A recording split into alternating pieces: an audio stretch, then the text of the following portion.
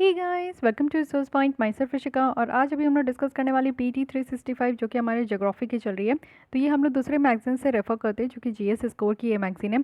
और इसमें पूरी ज्योग्राफी की एक साल की जितनी भी न्यूज़ है अप टू फरवरी 2020 तक, तो वो पूरी टॉपिक यहाँ पे कवर की गई है। तो हम लोग काफ़ी टॉपिक ऑलरेडी कवर कर चुके हैं, 2 लेसन इसकी आ चुकी है। अगर आप लोग नहीं देखे हो तो लिंक आपको डिस्क्रिप्शन बॉक्स में मिल जाएगी, या फिर सिंपली आप मेरे चैनल को सब्सक्राइब कीजिए और प्ले में आकर आप लोग देख सकते हो। ये थर्ड पार्ट है, तो चलते हैं और देखते हैं कि आज हमें कौन सी यहाँ पे टॉपिक को डिस्कस करनी है। इतनी टॉपिक हम लोग डिस्कस कर चुके हैं, डे 21 में है। और इसमें भी हम लोग जो 5 लॉन्गेस्ट रिवर जो वर्ल्ड में है और ये न्यूज़ में रही थी, उसके बारे में हम लोग डिस्कस कर चुके हैं। आज हम लोग यहाँ पे देखने वाले हैं कि delayed withdrawal of monsoon and यहाँ पे एटलांटिक मेरिडोनियल ओवरटर्निंग सर्कुलेशन। तो इस टॉपिक से स्टार्ट करते हैं, ओके। लेकिन लास्ट लेसन कुछ क्वेश्चंस पूछी थी तो उसकी आंसर बता देती हूँ, और आज भी आप लोग के लिए कुछ फ्रेश क्वेश्चन है जिसकी आंसर आप लोग को कमेंट बॉक्स में देनी है। तो चलिए स्टार्ट करते हैं। और एक बार देख लीजिए कि कितनी टॉपिक हम लोग को यहाँ पे पढ़नी है। तो इतनी ही टॉपिक पढ़नी है, इट मीन्स कि यहाँ पे डे 30 तक है और इतनी टॉपिक हम लोग को पढ़नी है। तो आप लोग परेशान मत होइए, बहुत ही जल्दी ये कंप्लीट हो जाएगी। आई थिंक कि ये 3 से 4 लेसन और आएगी और ये कंप्लीट हो जाएगी, ओके। तो चलिए आज क्वेश्चंस देख लेते हैं और फिर कुछ टॉपिक पे हम लोग यहाँ पे रीड कर लेंगे। ये 4 क्वेश्चन है जो कि बेसिक है, मैं फर्स्ट पार्ट से पूछी थी।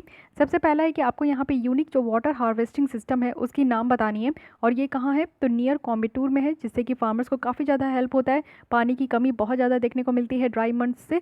तो ड्राई मंथ जो सूखी मंथ आती है जिसमें समर वगैरह होती है, आपकी वाटर रेनफॉल नहीं होती है, तो उस समय फार्मर्स को बहुत ज़्यादा प्रॉब्लम होती है इरीगेशन करने में। तो एक यूनिक वाटर हार्वेस्टिंग सिस्टम बनाया गया है, तो इसका नाम आपको बतानी थी। सेकंड है कि इंडिया की फर्स्ट मल्टी मॉडल टर्मिनल जो कि रिवर गंगा में है, वो कहाँ पे इनॉग्रेट किया गया है। थर्ड है कि एनुलर सोलर एक्लिप्स किसे कहते हैं।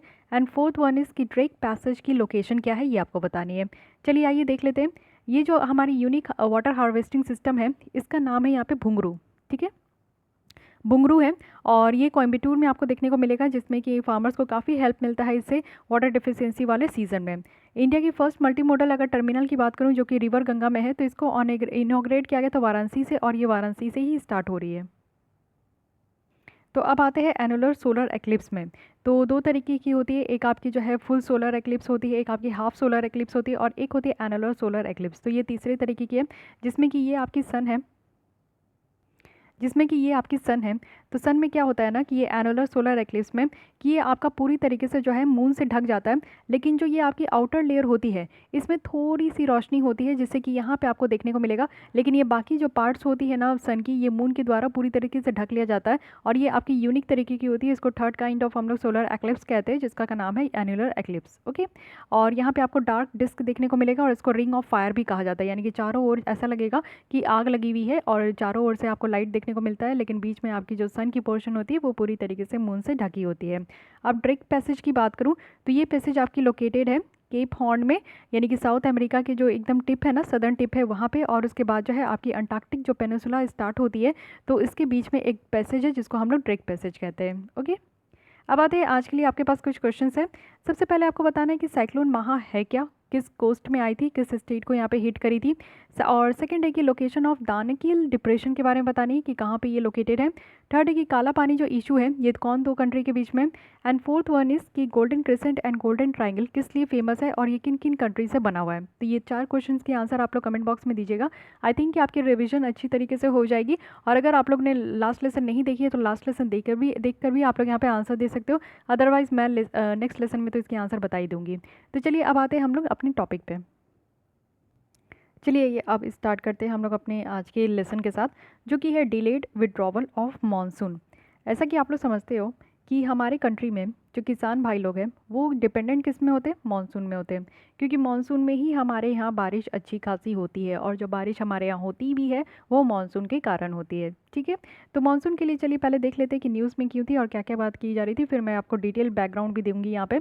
कंटेक्स्ट यही है कि जो मानसून सीज़न है 2019 की, वो ऑफिशियली एंड हुई थी सितंबर के साथ, बट रेनफॉल जो है वो कंटिन्यूड हुई थी बहुत सारे पार्ट्स में। और ये इंडिकेट करती है कि डिले विड्रॉवल, यानी कि आने का अराइवल होता है, जाने का विड्रॉवल होता है, एज यू नो। तो यहाँ पे बहुत देरी से जो है विड्रॉवल 2019 में गई थी। 2019 की बात हम लोग करेंगे क्योंकि अभी जो है अभी 2020 की आई नहीं है, तो 2020 की भी मैं आपको बताने बताने वाली हूँ कि कहाँ कहाँ प्रिडिक्शन किया गया है कि किस तरीके से मानसून होने वाली है इस टाइम। तो दिस टाइम जो है ऐसे भी प्रिडिक्शन किया गया है कि मानसून अच्छी होने वाली है, बट 2019 के बारे में कहा जा रहा है कि जो मानसून है वो देर से गई। ठीक है, अब देख लेते हैं कि मानसून ट्रेंड कैसा रहा इस साल। तो आफ्टर एन एक्सट्रीमली ड्राई जून जो था लास्ट ईयर 2019 में, आप लोग प्रीलिम्स दिए होंगे कई लोग, तो आप लोग फील किए होंगे कि कितनी ज़्यादा गर्मी थी, जिसमें कि रेन डेफिशिएंसी बहुत देखने को मिला था। 33% तक जो रेनफॉल हुई थी वो कम हुई थी। और मानसून जो है ना, जनरली आपका रेनफॉल जो है जुलाई, अगस्त और सितंबर में आती है। इस सब्सिक्वेंट मंथ जो है एक्सीड कर रही थी वो भी normal by a higher deviation. Mainly क्या होता है ना कि हमारे यहाँ 1 जून को ऐसा कहा जाता है कि केरल कोस्ट में जो मानसून विंड है और मानसून है वो यहाँ पे हिट करती है।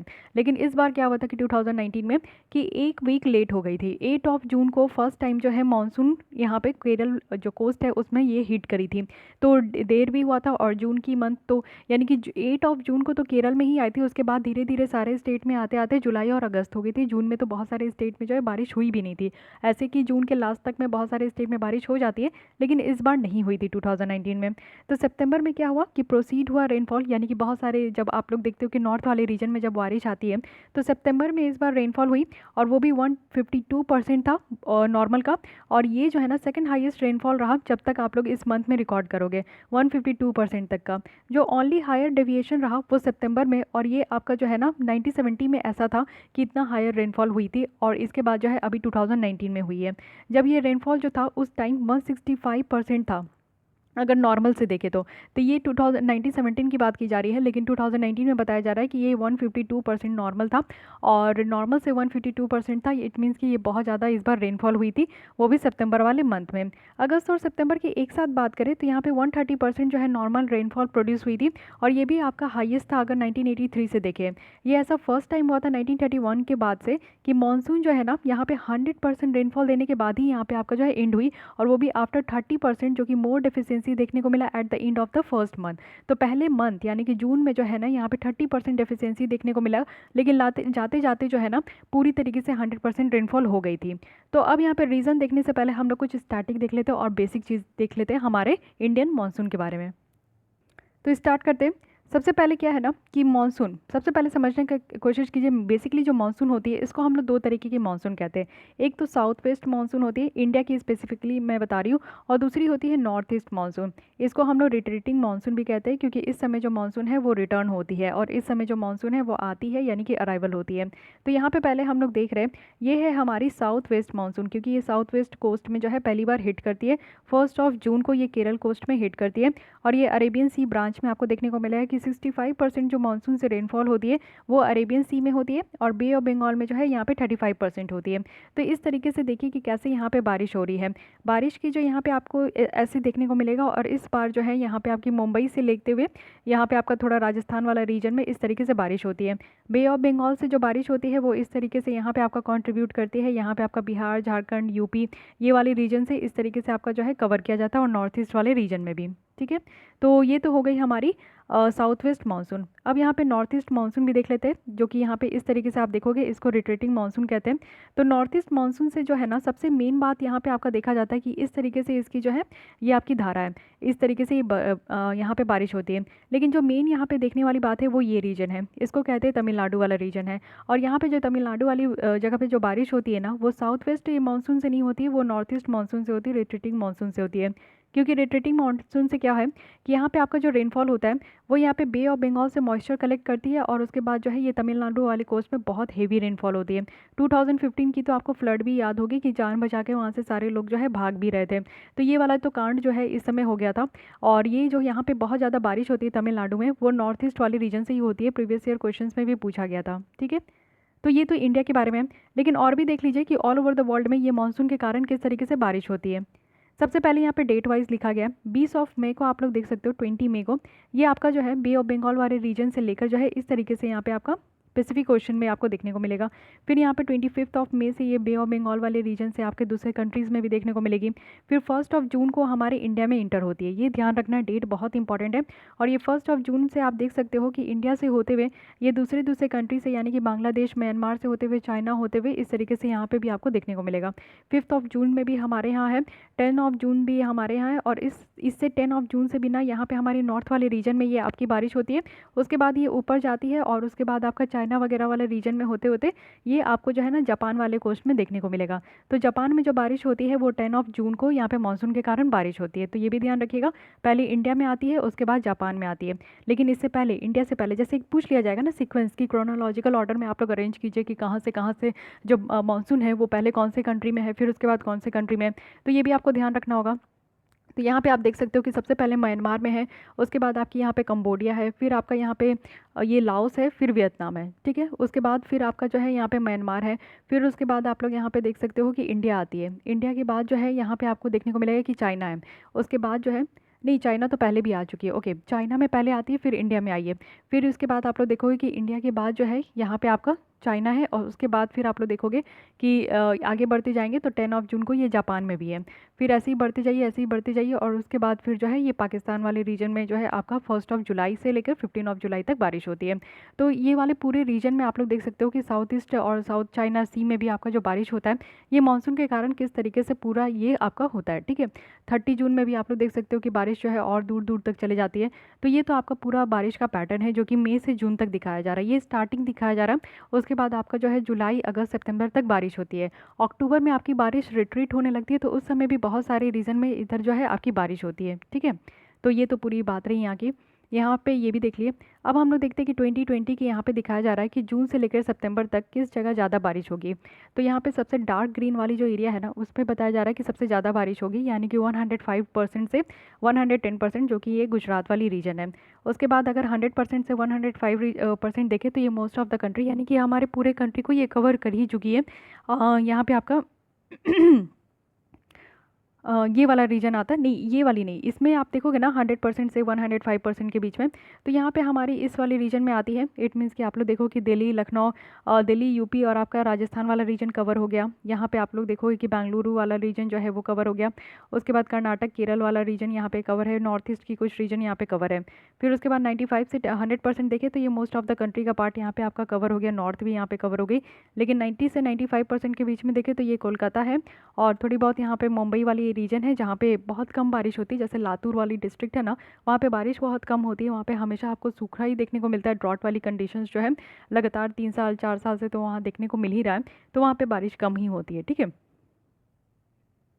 तो ये वाली आपको जो है ध्यान रखना है मैप की। चलिए इस बार ऐसा होने वाला है, ये तो अभी प्रिडिक्शन है, अब देखते हैं कि कैसा होने वाला है। ये आप लोग को थोड़ा बहुत ध्यान रखिए, जिस सिटी से आप लोग बिलोंग करते हैं तो उतना आपको पता होना चाहिए।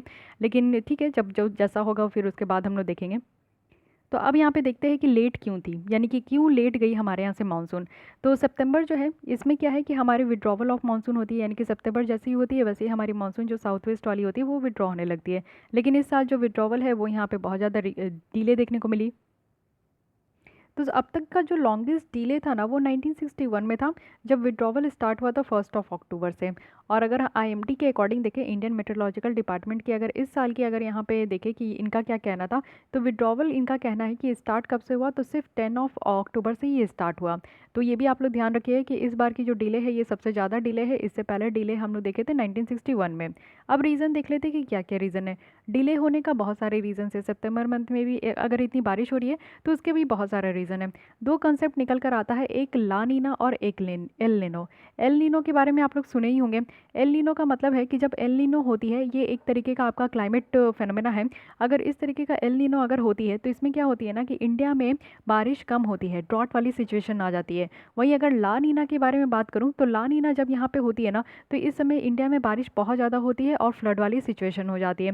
तो ऐसा कहा जा रहा है कि लास्ट टाइम जो सितंबर प्रोड्यूस किया था सो मच रेन, यानी कि बहुत ज़्यादा रेन हम लोग देखने को मिला था सितंबर में, तो 1917 में भी ये हुआ था। लेकिन ये क्यों हुआ था, क्योंकि उस समय ला नीना थी, यानी कि ला नीना के कारण जो है बारिश बहुत ज़्यादा होती है, तो इसलिए उस समय बारिश बहुत ज़्यादा थी। लेकिन 2019 में ला नीना वाला कंसेप्ट नहीं था।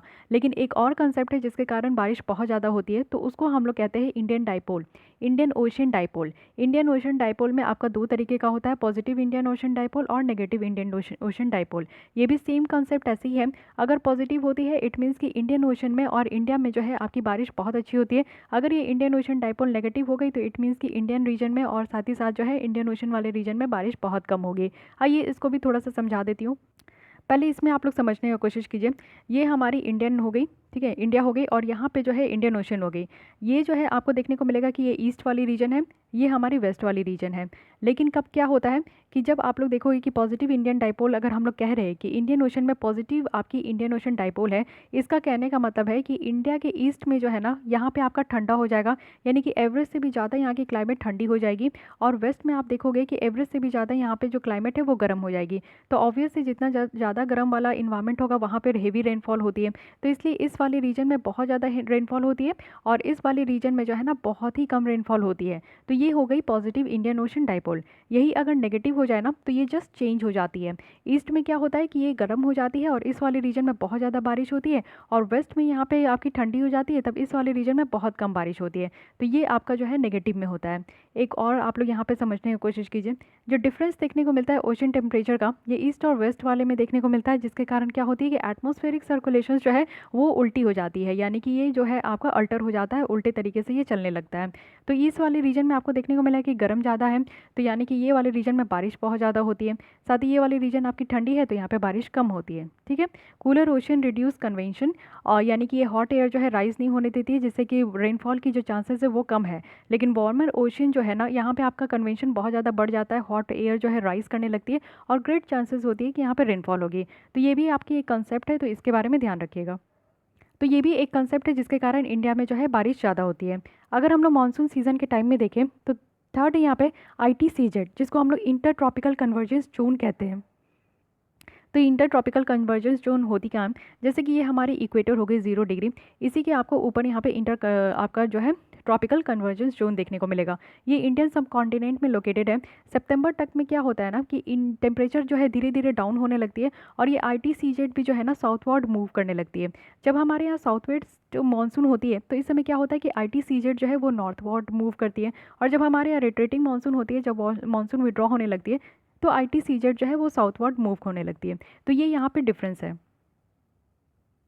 तो ऐसा होता है कि सितंबर तक क्या है कि टेम्परेचर स्लो डाउन होने लगती है, क्योंकि आप लोग को पता है अक्टूबर नवंबर तक टेम्परेचर बहुत अच्छी हो जाती है, फिर कूल हो जाती है इंडियन सब कॉन्टिनेंट में, खास करके नदर्न हेमिस्फेयर में। तो ITCZ जो है ना वो यहाँ पे सदर्न साउथवर्ड मूव करना स्टार्ट करती है, और वो भी इक्वेटर के साइड में। फर्दर क्या है कि वो सदर्न हेमिस्फेयर में आती है। लेकिन इस साल क्या हुआ कि the main important thing is कि ये प्रोसेस स्टार्ट ही नहीं हुआ था अभी तक। इट मीन्स कि सितंबर तक ये प्रोसेस स्टार्ट नहीं हुआ था, और सितंबर में इस साल क्या हुआ कि नदर्न हेमिस्फेयर जो है ना बहुत ज़्यादा गर्म थी। आप लोग भी फील किए होंगे कि सितंबर में भी बहुत ज़्यादा गर्मी थी, और ये भी एक रीज़न हो सकता है कि ITCZ जो है ना वो रिमेन लॉन्गर था, यानी कि ये आपके जो है नदर्न हेमिस्फेयर में ही थी, वो साउथवर्ड मूव करना स्टार्ट नहीं की थी, क्योंकि हेमिस्फेयर में नदर्न हेमिस्फेयर में बहुत गर्मी थी सितंबर के मंथ तक। और ये भी आपका जो है ना कूलिंग हो गया, ईस्टर्न जो इक्वेटोरियल इंडियन ओशन है वो भी कूलिंग हो गया था, वो भी आपका सुमात्रा के नीचे वाला रीजन। तो ये भी एक रीज़न हो सकता है इस साल की जो आपका मानसून का जो विड्रॉवल है वो लेट हो गया। यानी कि बहुत सारी रीज़न बताई जा रही है। सबसे पहला है कि ला नीना तो नहीं है, ये ध्यान रखना है। दूसरा पहला रीज़न है यहाँ पे कि पॉजिटिव इंडियन ओशन डाइपोल बताया जा रहा है, इंडियन ओशन IOD इसको कहते हैं, इंडियन ओशन डाइपोल। सेकंड यहाँ पे बताया जा रहा है कि अब तक जो है ना यहाँ पे सितंबर मंथ में बहुत ज़्यादा गर्मी थी, इसलिए जो है आपका ITCZ जो है वो सदर्न हेमिस्फेयर में मूव नहीं किया। और इंडियन आपका जो इक्वेटोरियल इंडियन ओशन में जो है ना, ईस्टर्न इक्वेटोरियल इंडियन ओशन, जहाँ पे आपका सुमात्रा वाला रीजन है, जावा सुमात्रा, तो उसके नीचे भी जो है ना कूलिंग बहुत ज़्यादा था, ठंडा बहुत ज़्यादा था, तो इसलिए ये जो है एक डिले प्रोसेस हो गया था। तो ये 3 रीज़न बताया जा रहा है जिसके कारण जो है आपका डिले हो गया। अब यहाँ पे बेसिक चीज़ तो मैं समझा ही चुकी हूँ कि इंडियन ओशन डाइपोल होता क्या है। ये एक फेनोमेना है जो कि आपका सिमिलर है ENSO कंडीशन से, जिसको कि हम लोग पैसिफिक ओशन में ऑब्जर्व करते हैं, जहाँ पे इल नीनो और एल नीनो क्रिएट्स होता है। और जो सी सरफेस टेम्परेचर है इंडियन ओशन में वो यहाँ पे गर्म हो जाती है और कूलर हो जाती है नॉर्मल से। तो ये तो अभी मैं फ़ोटो आपको देख के ही बता दी कि यहाँ पे आपका जो ईस्ट है वेस्ट है, अगर ईस्ट में आपकी जो है बहुत ज़्यादा ठंड हो जाए और वेस्ट में आपकी गर्म हो जाए तो इट मीन्स कि ये एक फेवरेबल कंडीशन होती है इंडियन सब कॉन्टिनेंट पे कि बारिश अच्छी होगी।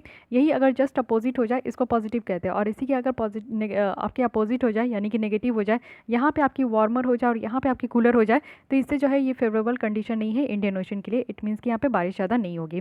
तो यही सेम चीज़ को यहाँ पे रिपीट किया गया है, पूरे शब्द में समझाया गया। तो इतना आप लोग को समझ, जो मैं फिगर में समझाई वो आपका जो है इतना काफ़ी है। ठीक है, अब आते हैं नेक्स्ट, हम लोग देखते हैं अटलांटिक मेरिडोनियल ओवरटर्निंग सर्कुलेशन।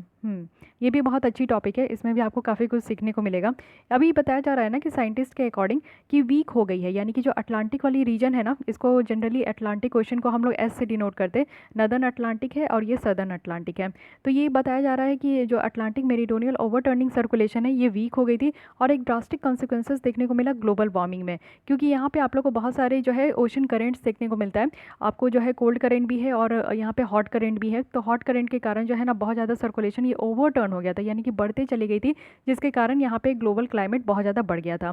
तो पहले समझिए कि अटलांटिक मेरिडोनियल ओवरटर्निंग सर्कुलेशन है क्या। ये एक लार्ज सिस्टम है ओशन करेंट का, जो कि गर्म पानी को कैरी करती है, और वो भी ट्रॉपिक से और नॉर्थ वार्ड के थ्रू, और ये भी आपका नॉर्थ अटलांटिक में। तो चलिए थोड़ा देख लेते हैं। हाँ, एक लाइन और है कि इससे क्या इंश्योर होता है कि ओशंस जो है ना वो कंटिन्यूअली मिक्स हो रही है, हीट एंड एनर्जी जो है डिस्ट्रीब्यूटेड है अराउंड द अर्थ। तो चलिए नेक्स्ट देख लेते हैं। पहले तो इसमें हम लोग अगर पूरे ग्लोब में देखें तो थोड़ी सी ओशन करंट की मैं ओवरव्यू दे देती हूँ। ये जो रेड वाली आपको दिख रही है ये हमारी गर्म ओशन करंट है, वार्म ओशन करंट, और ये जो ये ब्लू वाली है ये हम लोग इसको कहते हैं कूल ओशन करंट। तो यहाँ पे देखिए जो इक्वेटोरियल है ना, इक्वेटोरियल वाली रीजन से ऑब्वियस है कि ये बहुत ज़्यादा गर्म होती है। तो यहाँ से कोई भी विंड निकलती है, कोई भी आपकी करंट निकलती है, कोई भी आपकी यहाँ पे चीज़ें निकलती है, तो यहाँ पे टेम्परेचर इतना हाई होता है ना, जिसकी वजह से यहाँ की पानी भी गर्म हो जाती है। तो यहाँ से कोई भी ओशन करंट निकलेगी तो वो गर्म होगी। साथ ही आर्कटिक वाला रीजन और अंटार्कटिक वाले रीजन में क्या होता है कि यहाँ पर ठंडी बहुत होती है, बर्फ़ होती है, बड़ी बड़ी आइस शीट होती है, तो यहाँ से जो करंट निकलती है ना वो ठंडी होती है। दैट्स वाई आप देखोगे कि जो भी इक्वेटर से आने वाली यहाँ पे आपकी ओशन होती है वो हॉट होती है, गर्म होती है। जैसे कि ब्राज़ील हो गई, ऑगलस हो गई, ईस्ट ऑस्ट्रेलिया हो गई। ऊपर अगर नदन में देखें तो ये क्यूरोशिया है, गल्फ स्ट्रीम है, अलास्का है, नॉर्थ अटलांटिक ड्रिफ्ट है। ओके, वहीं अगर हम लोग देखें कि अटलांटिक और आर्कटिक वाले रीजन में, तो यहाँ से ठंडी हवा निकलती है, जैसे पेरू है, बेंगुला है, वेस्ट ऑस्ट्रेलिया है। ऊपर से आने वाली कौन कौन है, तो कैलिफोर्निया, लेब्राडोर और ग्रीनलैंड है, साथ ही कैनरी है और ओएशियो है। ठीक है, तो ये वाली रीजन आपको देखने को मिलेगा। बात हम लोग कर रहे हैं अटलांटिक की, यहाँ पे हो गई, ये है अटलांटिक ओशन, ये नॉर्थ अटलांटिक है, ये साउथ अटलांटिक है। तो बात भी हम लोग कर रहे हैं नॉर्थ अटलांटिक में। तो नॉर्थ अटलांटिक वाले रीजन में आप देखोगे कि यहाँ पे गल्फ स्ट्रीम है जो कि गर्म पानी है, यानी कि ये आपकी जो है वार्म ओशन करंट है। तो बात यहाँ पे इसी वाले रीजन के बारे में हो रही है। अब यहाँ पे आप लोग और देखिए, ये है गल्फ स्ट्रीम। ठीक है, देखिए गर्म कैसे हो गई यहाँ पे आपकी, कि गल्फ स्ट्रीम का जो इस तरीके से आपका एक पोर्शन था, इस तरीके से ये मूव हो रही थी, तो ये पूरी तरीके से सराउंड होने लगी, यानी कि पूरी तरीके से ये जो अटलांटिक वाली रीजन है ना, यहाँ पे गर्म पानी का जो है पूरा बिछाव हो गया, जिसके कारण ये वाली रीजन बहुत ज़्यादा गर्म हो गई, और इसके कारण जो है ना ग्लोबल वार्मिंग और ज़्यादा बढ़ने लगी। अब यहाँ पे बात करते हैं, एक यहाँ पे आपका फेनोमेना है जिसको कहते हैं ग्रेट ओशन कन्वेयर बेल्ट। तो ये बेल्ट होती क्या है, तो ये ग्रेट ओशन कन्वेयर बेल्ट में आपको यहाँ पे देखने को मिलेगा कि पूरी तरीके से वर्ल्ड में ना आपकी जो ओशन करंट है उसकी यहाँ पे आपकी मिक्सअप हो जाती है। ठीक है, अभी तो हम लोग देखें कि अलग अलग थी, कहीं कहीं पे आपकी जो है वार्म एयर और वार्म आपकी ओशन करंट है और कूल ओशन करंट है, लेकिन यहाँ पे देखिए कैसे चलता है। यहाँ पे ये है हमारी अटलांटिक वाली, ठीक है, रीजन। यहाँ पे हीट रिलीज़ हो रहा है एटमॉस्फेयर में, तो हीट रिलीज़ हो रहा है तो इसका डायरेक्शन आप देख सकते हो, एक इस तरीके से जा रहा है और एक आपके ऊपर हो गई। तो यहाँ पे हम लोग चल रहे हैं क्योंकि नीचे है तो ये ठंडी हवा है। अब ये ठंडी हवा नहीं, ये ठंडी वाटर है, और ये ठंडी वाटर इस तरीके से चलते हुए यहाँ पे जब गर्म वाली रीजन में यहाँ पे मिक्स होती है पैसिफिक ओशन में, तो ये गर्म आपकी पानी हो जाती है। ठीक है, ये गर्म होती गई, गर्म होती गई, इस तरीके से गर्म है, और ये यहाँ पे गर्म है। लेकिन जब ये फिर आर्कटिक वाले रीजन में जाती है तो फिर ठंडी हो जाती है, यहाँ पे आपका हीट आपका रिलीज़ हो जाता है एटमॉस्फेयर में, फिर ठंडी आपकी जो है ना एयर वाटर जो है इस तरीके से नीचे आ जाती है, कूल डाउन हो जाती है। तो इस तरीके से पूरा एक बेल्ट है जो कि हमारे पूरे वर्ल्ड में चलता है, जिसको हम लोग ग्रेट ओशियन कन्वेयर बेल्ट कहते हैं। तो ये तो देख लिया आप लोग कंसेप्ट। अब यहाँ पे समझते हैं कि किस तरीके से ये जो अटलांटिक मेरीडोनियल आपका सर्कुलेशन ये कैसे काम करती है। तो ये लार्ज सिस्टम है ओशन करंट का, ये आप देख लिए। जैसे कि ये कन्वेयर बेल्ट है, आपको बेल्ट भी मैं दिखा दी जिससे कि कंसेप्ट आपका क्लियर हो जाए। तो ये देखने को मिलता है टेम्परेचर में डिफरेंस, कहीं हम लोग कूल टेम्परेचर देख रहे थे, कहीं हॉट टेम्परेचर देख रहे थे, तो इससे डिफरेंस हो गई। कोल्ड करंट जो है गर्म हो गई जहाँ पे हॉट टेम्परेचर दिखी, और जहाँ पे कूल टेम्परेचर दिखी वहाँ पे जो है हमारी ओशन करंट ये कूल हो गई। सॉल्ट कंटेंट भी देखने को मिला, जहाँ पे आपकी जो है टेम्परेचर ज़्यादा है वहाँ पे सॉल्ट कंटेंट ज़्यादा होता है। सॉल्ट कंटेंट ज़्यादा होने से क्या होता है कि वाटर की जो डेंसिटी है वो ज़्यादा हो जाती है, भारी हो जाती है वाटर। और जैसे ही वाटर गर्म होती है और ये जब फ्लो करती है नॉर्थवर्ड, तो नॉर्थ में जाने से क्या होता है कि ये ठंडी हो जाती है, जैसे आर्कटिक वाले रीजन में जाती है। और कुछ जो इवोपरेशन है वही हो पाता है, पूरी तरीके से इवोपरेशन नहीं हो पाती है, जिससे क्या होता है कि अमाउंट ऑफ साल्ट जो है ना वो बढ़ने लगती है। और लो टेम्परेचर है, यानी कि टेम्परेचर आर्कटिक वाले रीजन में बहुत कम होती है, और सॉल्ट कंटेंट ज़्यादा होता है, जिससे कि पानी जो है ना और भारी हो जाती है, डेंस हो जाती है। और ये जो डेंस वाटर है ये सिंक हो जाती है, यानी कि ओशन की नीचे वाली सतह में जो है ना ये पानी जाने लगती है। आप लोग ओशन में समझते हो, पानी में अगर आप लोग कुछ भारी चीज़ डालते हो तो वो नीचे चले जाते हैं और हल्की चीज़ें ऊपर फ्लोट करती है। तो यही चीज़ है, जो कोल्ड और जो डेंस वाटर है वो स्लोली स्प्रेड हो रही है साउथवर्ड, यानी कि नीचे की तरफ, और बहुत सारी किलोमीटर ये चलती है बिलो द सरफेस, यानी कि सरफेस से बहुत ही ज़्यादा किलोमीटर तक ये नीचे आ जाती है। फिर ये पुल्ड बैक होती है सरफेस में, और फिर वार्म होती है इस प्रोसेस में, तो इसको हम लोग अपवेलिंग कहते हैं, यानी कि नीचे से ऊपर आने को हम लोग अपवेलिंग कहते हैं। और ये सर्कुलेशन पूरी तरीके से कंप्लीट होती है। तो ये तो इसकी नॉर्मल फिनोमेना है, और नॉर्मल इसका जो है आप लोग डिस्टेंस देख रहे हो कि किस तरीके से ये चलती जा रही है और किस तरीके से ये प्रोसेस है, ऐसे ये काम करती है। लेकिन अभी यहाँ पे चेंज देखने को मिला, तो क्या चेंजिंग हुई है? थाउजेंड ऑफ ईयर से अगर हम लोग इसको अटलांटिक मेरीडोनियल सर्कुलेशन की बात करें तो ये स्टेबल ही थी, लेकिन पास्ट 15 ईयर्स से जो है इसमें कमज़ोर देखने को मिला है, और ड्रास्टिक कॉन्सिक्वेंसेज देखने को मिली है यूरोप वाले रीजन में और कुछ अटलांटिक रिम वाले रीजन में। इनडायरेक्ट अगर एविडेंस देखें तो वो क्या है, फॉर एग्जाम्पल सी फ्लोर से सेडिमेंट निकल रही है, जो कि ये दिखाती है कि कुछ लार्ज चेंज हो रहा है, रैपिड चेंज हो रहा है इस अटलांटिक मेरीडोनियल सर्कुलेशन में, वो भी पास्ट 15 ईयर्स से। तो ये चेंज देखने को मिला है, क्यों? क्योंकि यहाँ पे आप लोग को बेस में यानी कि सी फ्लोर में जो है ना सेडिमेंट मिल रहा है। तो सेडिमेंट कैसे मिल रहा है? जो साल्ट वाटर आपकी जो है ज़्यादा सॉल्ट की कंटेंट हो रही है, तो वो जो वाटर की डेंसिटी है वो बढ़ती जा रही है, और वो बढ़ते बढ़ते सीधे जो है आपकी सदर्न वाली रीजन में यानी कि डीप ओशन में आकर वो सेटल हो रही है, इसलिए चेंजिंग दिख रही है। तो इससे अब हम लोग समझते हैं कि हमारी जो ये क्लाइमेट चेंज हो रही है इसके ऊपर क्या इफ़ेक्ट होगा, वो भी हमारे इफ़ेक्ट जो हमारा क्लाइमेट चेंज हो रहा है उसका यहाँ पे अटलांटिक मेरीडोनियल सर्कुलेशन के ऊपर क्या इफेक्ट होगा। तो क्लाइमेट मॉडल जो है वो यहाँ पे सजेस्ट करे कि अटलांटिक मेरीडोनियल जो सर्कुलेशन है ना वो और आगे चलकर जो है 21st सेंचुरी में और भी वीक होगी, और ये as a greenhouse gases इससे इंक्रीज़ होगी, यानी कि हमारे यहाँ ग्लोबल टेम्परेचर जो है और बढ़ जाएगी, क्योंकि एटमॉस्फेरिक जो है वो गर्म हो रही है। सरफेस ओशन बेनिथ जो है ये रिटेन्स कर रहे हैं मोर एड्स हीट्स, यानी कि ज़्यादा से ज़्यादा जो गर्मी है वो यहाँ पे ओशन से निकल रहा है, और ये सारी चेंजेस जो है ओशन वाटर को और ज़्यादा लाइट बना रही है, और इससे जो सिंकिंग है ये कम हो रहा है हमारे कन्वेयर बेल्ट में, जिससे कि हमारी जो ये अटलांटिक मेरीडोनियल सर्कुलेशन है वो कमज़ोर हो रही है। और ये जो अटलांटिक मेरीडोनियल सर्कुलेशन है ये वेरी लाइकली टू वीकेंड, यानी कि ये कमज़ोर हो रही है, तो इसको हम लोग कंसीडर कर सकते हैं कि वेरी अनलाइकली दैट लार्ज और रैपिड चेंजेस देखने को मिल रहा है। तो एक वीकर अगर अटलांटिक मेरीडोनियल सर्कुलेशन की बात करें तो ये लेस वार्म वाटर को नॉर्थवर्ड लेकर आएगी, और इससे जो है ना पार्टली आपका जो है ऑफसेट हो पाएगा वार्मिंग इफेक्ट, जो कि ग्रीन हाउस गैसेस का हम लोग वेस्टर्न यूरोप में देख पाएंगे। तो ये बातें जो है इसके कारण हो रहा है क्योंकि अटलांटिक जो हमारी मेरीडोनियल सर्कुलेशंस है ये जो गर्म पानी नॉर्थवर्ड बहुत कम होगी, गर्म पानी आपको साउथवर्ड ज़्यादा देखने को मिलेगा, और इसके कारण जो ग्लोबल वार्मिंग का जो इफेक्ट है ग्रीन हाउस गैस के कारण वो वेस्टर्न यूरोप में बहुत ज़्यादा आपको कम देखने को मिलेगा, ईस्टर्न यूरोप में बहुत ज़्यादा होगा। तो इसमें बोला जा रहा है कि इंडियन ओशन का क्या रोल है।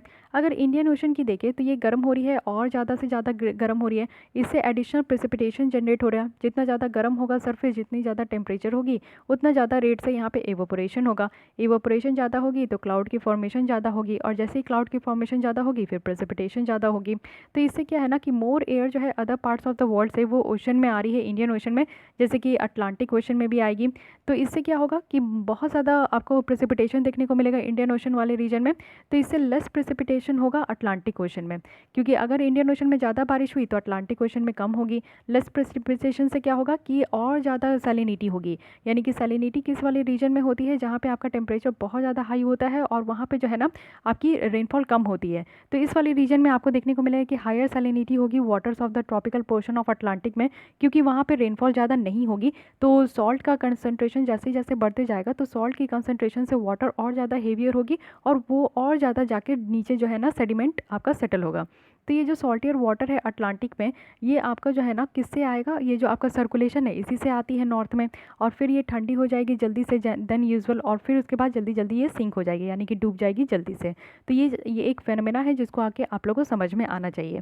ठीक है, कन्वेयर बेल्ट भी मैं दिखा दी हूँ तो ये समझ आइएगा, और इससे भी क्वेश्चंस पूछा जा सकता है। काफ़ी इंपॉर्टेंट कंसेप्ट है दोनों। इंडियन मानसून तो आप लोग समझ रहे हो कि बहुत ज़्यादा इंपॉर्टेंट है, साथ ही ये जो आपके अटलांटिक मेरिटोनियल सर्कुलेशन है ये भी अगेन बहुत ज़्यादा इंपॉर्टेंट है। अब आते हैं डे 22 में, और यहाँ पे है कोस्टल रेगुलेशन जोन, जिसे प्रीवियस ईयर भी क्वेश्चंस पूछा गया है, and again it is very important क्योंकि कुछ चेंजेस की गई है जिसको आपको पता होना चाहिए।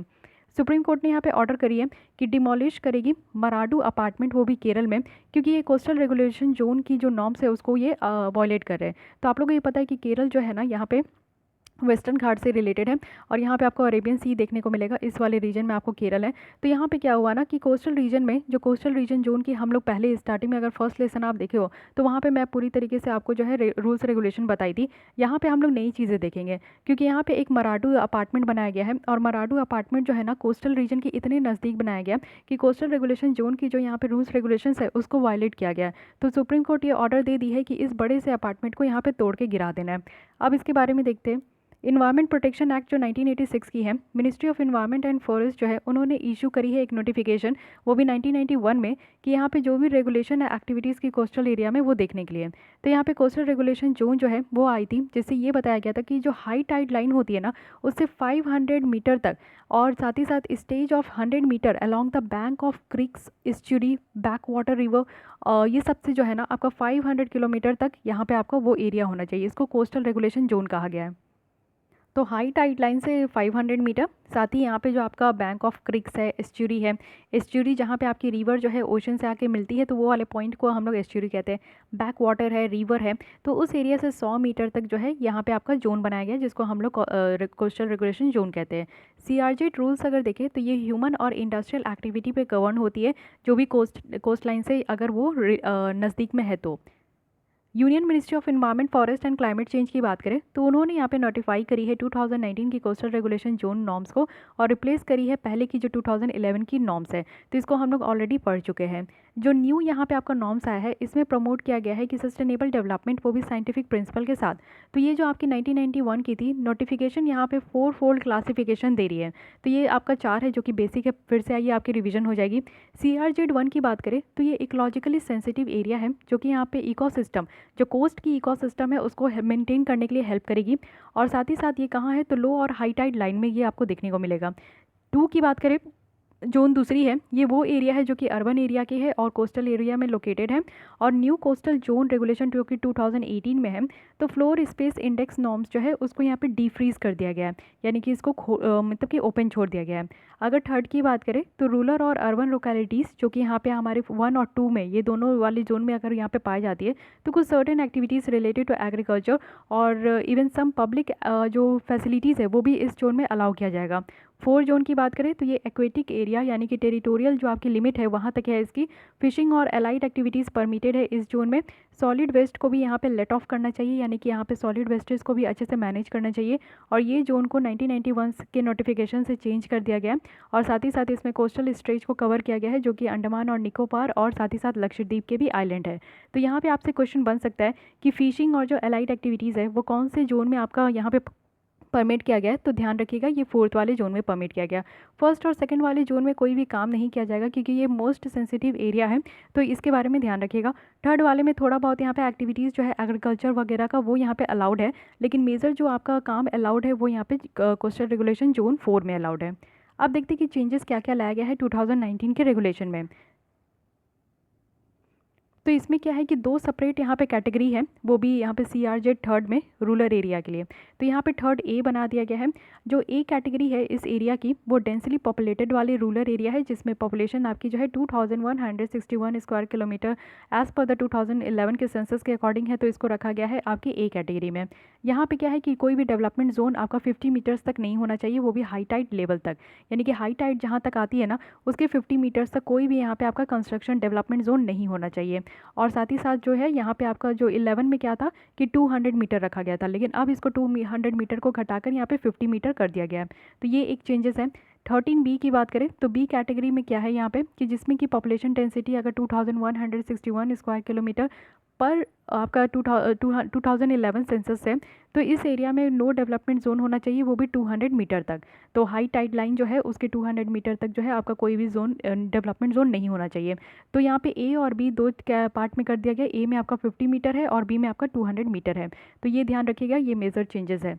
साथ ही नो डेवलपमेंट जोन जो 20 मीटर का है वो सारे आइलैंड में है, अगर वो मेनलैंड कोस्ट से अगर रिलेटेड है, मेनलैंड कोस्ट से अगर वो यहाँ पे ज्वाइन है और ऑल बैक वाटर आइलैंड अगर मेनलैंड में है तो वहाँ पे 20 मीटर तक, यानी कि इतना कम डिस्टेंस रखा गया है कि कोई भी डेवलपमेंट जोन नहीं होगा। गवर्नमेंट भी वो डिसाइड करी है कि डी फ्रीज करेगी, जो आपका फ्लोर स्पेस इंडेक्स है और उसको डी फ्रीज करेगी और फ्लोर स्पेस इंडेक्स को जो है वो परमिट किया जाएगा कि आप कंस्ट्रक्शन प्रोजेक्ट यहाँ पे कर सकते हो। साथ ही टूरिज्म इंफ्रास्ट्रक्चर जैसे कि शैक्स बनाना, टॉयलेट ब्लॉक बनाना, चेंजिंग रूम होती है, ड्रिंकिंग वाटर फैसिलिटी, ये सारी चीज़ें भी कोस्टल एरिया में परमिट किया जाएगा। और ये न्यू नॉर्म्स जो है ना वो टेम्प्रेरी टूरिज्म फैसिलिटीज़ जैसे कि बीचेस वगैरह में ये फैसिलिटेट करेगी। एड्रेस करना है पोल्यूशन बहुत ज़्यादा बढ़ते जा रहा है कोस्टल एरिया में, तो ट्रीटमेंट फैसिलिटीज़ भी यहाँ पे परमिसेबल थी, और ये भी आपका CRZ 1B में, और ये आपका नेसेसरी सेफगार्ड के जैसा अब इसको देखा जाएगा। लेकिन फिर भी यहाँ पे क्रिटिसिज्म की जा रही है। तो क्रिटिसिज्म क्या है, CRZ नोटिफिकेशन की बात करें तो इसमें 34 टाइम्स 27 ईयर्स में इसको अमेंड किया गया है, यानी कि टाइम टू टाइम जो है जितने साल नहीं हुए उससे ज़्यादा इसमें अमेंडमेंट हुई है। साथ ही एग्जाम्पशंस जो है वो यहाँ पे नावी मुंबई एयरपोर्ट के कंस्ट्रक्शंस पे यहाँ पे एग्जाम्पशन रखा गया है, यानी कि ये जो एयरपोर्ट है इसमें आपका कोई भी तरीके का कंस्ट्रक्शंस हो सकता है, उसको यहाँ पे नहीं रखा गया। लेकिन जो पॉस्को आपका प्रोजेक्ट है वो यहाँ पे फेल हो गया है ये सारे रीजंस को लेने के लिए। साथ ही डिपार्टमेंट ऑफ एटॉमिक एनर्जी की प्रोजेक्ट है जो कि प्लान करी है कि न्यूक्लियर पावर प्लांट को कोस्ट के बगल में वो सेटअप करेगी, तो इसको भी एग्जेम्प्ट किया गया था। सीरियस इन्वायरमेंटल इम्प्लीकेशंस के होने के कारण भी इसको जो है यहाँ पे आपका छुटकारा दे दिया गया था। लार्ज स्केल कंस्ट्रक्शन जो है CRZ में, इससे ह्यूज इम्प्लीकेशंस होता है हमारे इन्वायरमेंट को बहुत ज़्यादा क्षति होता है। फिर भी यहाँ पे अपनी जो सरकार है ना अपने फ़ायदे के लिए और इंडस्ट्री अपने फ़ायदे के लिए इस तरीके का रूल्स यहाँ पे प्रोवाइड कर देती है, और ये सारा क्रिटिसिज्म है, यानी कि इसकी बुराई की जाती है। कंक्लूजन में यही बताया जा रहा है कि एक बैलेंस्ड अप्रोच लेकर चलना चाहिए, जिसके थ्रू हम लोग एक डेवलपमेंट गोल को अचीव कर सके बिना अपने इन्वायरमेंट को हर्ट किए हुए, और इस तरीके का एक पॉलिसी पुश होना चाहिए। ठीक है, अब आते हैं एक और आर्टिकल देख लेते हैं जो कि है mass extinction. So what is this all about. Last 500 million years में बताया जा रहा है कि 75 टू मोर देन 90% सारे स्पीसीज़ जो हमारे अर्थ में है वो अब ख़त्म हो गए, यानी कि एक लार्ज नंबर में जो स्पीसीज़ हैं हमारे कंट्री में वो ख़त्म हो चुके हैं। मास एक्सटिंक्शन कहने का मतलब है कि एक साथ बहुत सारे ग्रुप्स ऑफ एनिमल्स, बहुत सारे groups of flowers, birds, species, कोई भी स्पीसीज़ जो है अगर वो यहाँ पे ख़त्म हो जाए बहुत सालों में तो उसको मास एक्सटिंक्शन कहते हैं। तो साथ ही साथ आप लोग यहाँ पे देखोगे कि मेजर मास एक्सटिंक्शन इवेंट अगर हम लोग देखें तो इस तरीके का तो आपसे कहीं भी क्वेश्चंस पूछा नहीं जाएगा। ये बहुत ही ज़्यादा ज्योग्राफी ऑप्शनल के लिए इस तरीके की मुझे लगता है कि टॉपिक होती है, लेकिन इस तरीके का जो है इन डेप्थ जाकर कभी इतना नहीं पूछा जाता जितना आपका इन डेप्थ आपको थोड़ा बहुत जीसी लियोंग में देखने को मिलता है, उस तरीके की क्वेश्चंस पूछी जाती है। इस तरीके का यहाँ पे जितनी भी टॉपिक दी गई है ना इस टॉपिक के अंदर मुझे नहीं लगता कि इतना ज़्यादा आपसे पूछा जाए, लेकिन थोड़ा बहुत आप लोग ध्यान रख सकते हो कि मे बी क्रोनोलॉजिकल ऑर्डर में आपको सजाने आ जाए कि ऑर्डोविसियन जो सिलोरियन एक्सटिंक्शन है तो इसकी एज कितनी है, तो 485 से लेकर 444 मिलियन ईयर्स अगो है। उसके बाद लेट डिवोनियन एक्सटिंक्शन कब से कब तक हुआ था, तो ये 383 से 359 मिलियन ईयर्स अगो है। फिर यहाँ पे परमियन ट्रियासिक एक्सटिंक्शन जो कि 252 मिलियन ईयर्स अगो है। उसके बाद है ट्रियासिक जुरासिक एक्सटिंक्शन, तो ये है 200 million years ago. And then यहाँ पे आपका है क्रेटाकियस पेलियोजिन एक्सटेंशन, तो 66 मिलियन ईयर्स अगो। तो ये आपको थोड़ा बहुत नाम याद रखना है, इसके अलावा आप लोग को और ज़्यादा यहाँ पे इन डेप्थ जाने की ज़रूरत नहीं है। ठीक है, आइए ये भी देख लेते हैं, काफ़ी इंटरेस्टिंग है। ये है हरिकन डोरियन। ठीक है, हरिकन मतलब क्या होता है, जैसे कि हम लोग यहाँ पे कहते हैं कि हमारे यहाँ साइक्लोन आ गई, वैसे ही यहाँ पे हरिकन होता है। अब ये हरिकन कहाँ होता है, ये अमेरिका साइड में होती है। आइए पहले मैं फिगर से आप लोग को रूबरू करा दूँ।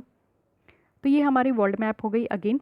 और यहाँ पे आप लोग देखिए कि हमारी जो इंडिया वाली रीजन है इसमें हम लोग जो है साइक्लोन कहते हैं, ठीक है। ऑस्ट्रेलिया वाले रीजन में भी साइक्लोन कहते हैं, यहाँ पे भी आपका जो इस इंडियन ओशन वाला रीजन है यहाँ पे हम लोग साइक्लोन कहते हैं। जापान वाले रीजन में सेम इसको टाइफून कहा जाता है। एंड यहाँ पे अमेरिका वाले रीजन में यानी कि अटलांटिक और जो यहाँ पे आप लोग पैसिफिक रीजन वाले देख सकते हो यहाँ पे हरिकेन्स कहा जाता है। तो कन्फ्यूज़ मत होइएगा अगर साइक्लोन, टाइफून्स और हरिकेन्स बोला जाए। So all are the sames but इनके नाम डिफरेंट है अकॉर्डिंग टू द इनके प्लेसेस, ओके। तो यहाँ पे हरिकेन अगर डोरियन की बात करें, मेजोरिटी हम लोग जो है साइक्लोन की बात करते हैं, लेकिन ऑल ओवर द वर्ल्ड में अगर कोई अलग तरीके का आपका मोस्ट स्ट्रॉन्ग अगर आपको ट्रॉपिकल साइक्लोन देखने को मिलता है तो मे भी उसके बारे में थोड़ा बहुत न्यूज़ आपसे पूछ लिया जा सकता है। तो हरिकेन डोरियन है जो कि स्ट्रॉन्ग ट्रॉपिकल साइक्लोन है और ये बहामास और साउथ ईस्टर्न जो यूनाइटेड स्टेट है उसको ये अफेक्ट करी थी। एटलीस्ट 5 पीपल्स यहाँ पे डाइज हो गए थे और 21 जो है इंजर्ड हो गए थे। ये one of the most powerful storm बताया जा रहा है जो कि अटलांटिक रीजन में हिट करी है। और ये डाउनग्रेडेड अगर इसको देखें तो कैटेगरी 2 में रखा गया। अभी मैं सारी कैटेगरी बताने वाली हूँ। अब हरिकेन के बारे में देखें तो हरिकेन एक लार्ज रोटेटिंग स्टॉर्म है जिसकी हाई विंड स्पीड होती है और 74 आपका MPH that forms over warm water in tropical area. गर्म पानी के ऊपर जो है इस तरीके का आपका साइक्लोन फॉर्म होता है, सॉरी हरिकेन्स। हरिकेन्स में 3 मेन पार्ट होती है। एक काल्म आई होती है सेंटर में, आई वॉल होते हैं जहाँ पे आपका विंड और रेन जो है स्ट्रॉन्गेस्ट हो जाती है, और रेन बैंड होते हैं जहाँ पे आपका जो है स्पिन आउट होती है और सेंटर से और एक स्टॉर्म का साइज़ दे देती है यानी कि तूफान का साइज़ दे देती है, उसको रेन बैंड कहते हैं। साथ ही यहाँ पे सेंटर है जिसको काल्म आई कहते हैं और आई वॉल है ये, जिसमें कि आपका विंड और रेंज जो है और ज़्यादा मजबूत होते हैं। और जब वो मजबूत होकर पूरी तरीके से स्पिन होने लगते हैं और स्पिन होकर जब वो स्टॉर्म का तूफान का साइज ले लेते हैं तो उसको हम लोग जो है रेन बैंड कहते हैं, ठीक है। सदर्न हेमिस्फेयर में बात करें तो हरिकेन्स जो है ना वो क्लॉकवाइज से रोटेट करती है, वहीं अगर नदर्न हेमिस्फेयर में बात करें तो वो एंटी क्लॉकवाइज रोटेट होती है। ये क्यों होता है? क्योंकि हम लोग कोरियोलिस फोर्स पढ़े हैं। कोरियोलिस फोर्स के कारण जो है ना यहाँ पे विंड की डायरेक्शन आपकी डिफ्लेक्ट हो जाती है। कोरियोलिस फोर्स अगर आप लोग देखोगे तो यहाँ पे आपकी इक्वेटर में जीरो होती है और ये जब आपकी आती है तो ये हमेशा से जो है ना राइट वर्ड मूव करती है और लेफ्ट वर्ड। तो राइट वर्ड जो मूव करती है वो हमारे नदर्न हेमिस्फेयर में मूव करती है और लेफ्ट वर्ड जब मूव करती है तो वो सदर्न हेमिस्फेयर में मूव करती है। तो इसलिए कोरियोलिस फोर्स के कारण जो है ना ये आपका जो है सदर्न और नदर्न हेमिस्फेयर में जो साइक्लोन की डायरेक्शन है मूव करने का वो आपका डिफरेंट डिफरेंट है। साथ ही आप देखते हैं कि कैसे ये हरिकेन्स जो है फॉर्म्ड होता है। हरिकेन्स जो है एक ट्रॉपिकल डिस्टर्बेंस के आपका स्टार्ट होता है। वार्म ओशन वाटर में एक ट्रॉपिकल डिस्टर्बेंस होती है जिसमें कि सरफेस टेम्परेचर आप देखोगे तो एटलीस्ट 80 डिग्री फ़ारेनहाइट में है। इट मीन्स कि 26 डिग्री आपका सेल्सियस में। ये लो प्रेशर सिस्टम है जो कि आपका फिड होता है किसी एनर्जी से, और ये एक वार्म सी को फॉर्म, ये आपका वार्म सी से जो है ना एनर्जी फिड लेती है और उसके बाद लो प्रेशर ये सिस्टम है। एक स्टॉर्म है जिसमें विंड स्पीड आपको यहाँ पे 61 किलोमीटर पर आवर के हिसाब से देखने को मिलेगा और इसको ट्रॉपिकल डिप्रेशन जैसा क्लासिफाइड भी किया जाता है। ये ट्रॉपिकल स्टॉर्म हो जाती है और इसको एक नाम दिया जाता है अकॉर्डिंग टू द कन्वेंशंस जो कि वर्ल्ड मेट्रोलॉजिकल ऑर्गेनाइजेशन के द्वारा है। हर एक देखते हो आप साइक्लोन को यहाँ पे डोरियन भी जो नाम दिया गया है ये WMO के द्वारा दिया गया है। हरिकेन्स अगर देखें तो ये काफ़ी इनॉर्मस है, हीट एनर्जीज़ है जो कि एनर्जी को डिलीवर करती है। और ये जो है ना हीट यहाँ पे आपका जो है गर्म से हीट और मॉइस्ट ओशन एयर जो कि रिलीज़ होती है थ्रू कंडेंसेशंस जो कि वाटर वेपर का होता है, और ये थंडर स्टॉर्म्स में होती है। तो थंडर स्टॉर्म भी बहुत ज़्यादा ये बढ़ जाती है, ठीक है, जिसको कहते हैं हम लोग बिजली का कड़कना।